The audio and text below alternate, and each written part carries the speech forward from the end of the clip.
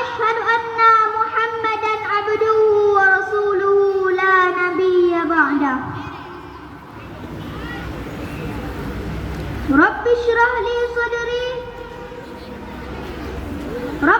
لي صدري ويسر لي أمري واحلل عقدة من لساني يفقهوا قولي أما بعد. Buat langkah yang puntat, marilah sama-sama kita sampaikan puja dan syukur kepada Allah Subhanahu wa taala yang mana oleh Allah yang mentang melimpahkan nikmat dan rahmat kepada kitanya sehingga katrau talangkah bak tempat yang berbahagianya.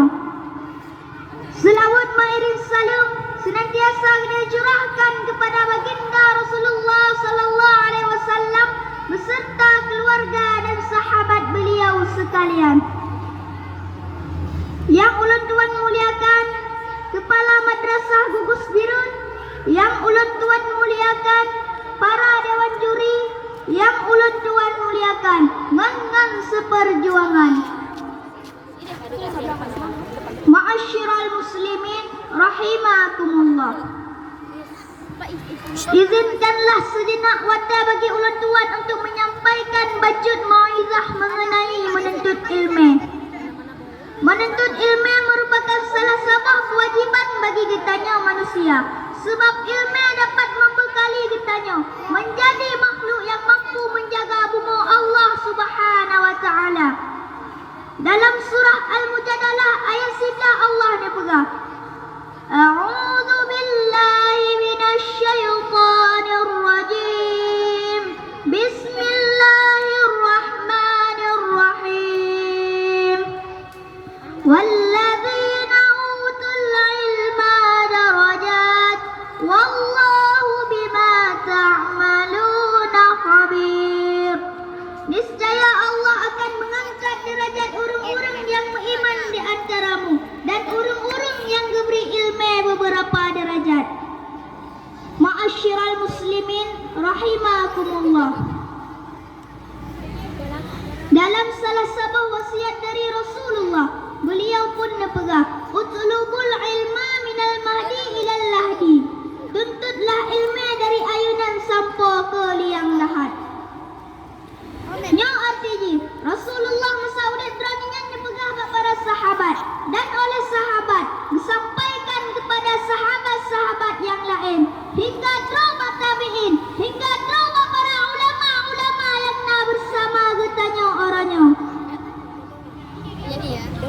Maka sungguh mulia bagi orang-orang yang nak keinginan untuk menimba akan ilmu agama. Bahkan tak pegang menang karena orang yang tengah menjalankan amanah dan wasiat Rasulullah sallallahu alaihi wasallam. Sehingga salah seorang sahabat Rasulullah yang mana nama agaknya Abu Sa'id Al-Khudri, manakala terang orang bak beliau untuk gejak minta ilmu, beliau sabinakan, marhaban biwasiyati Rasulillah. Selamat datang wahai yang menjalankan amanah dan wasiat Rasulullah. Rasulullah dipegahlam, tarkut ta'allat kabira. Dapat tinggal menuntut ilmu agamanya adalah dosa raya. Baik kita yang sangka dosa rayanya adalah membunuh, baik kita yang sangka dosa rayanya adalah tertinggal sembahyang. Tapi salah sebuah daripada dosa raya, tarkut ta'allun kabira. Tarkut ta'allun, tertinggal menuntut ilmu agama kabira, juga bagian daripada dosa raya. Maka oleh karenanya, wahai generasi penerus bangsa dan agama, mari kita tak mudah dan bijak minta ilmu agama.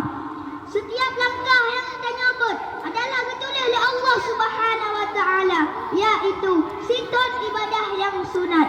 Baik ba'a kita nyabak tajak minta ilmu agama. Ma'asyiral muslimin rahimakumullah. Mudah-mudahan ku yang kalian sampaikan wujud ke bahan renungan, terutama untuk pribadi ulun tuan dan hendaknya kepada hadirin sekalian. Amin ya Allah, amin ya rabbal alamin. Bah muling mekarang-karang, bah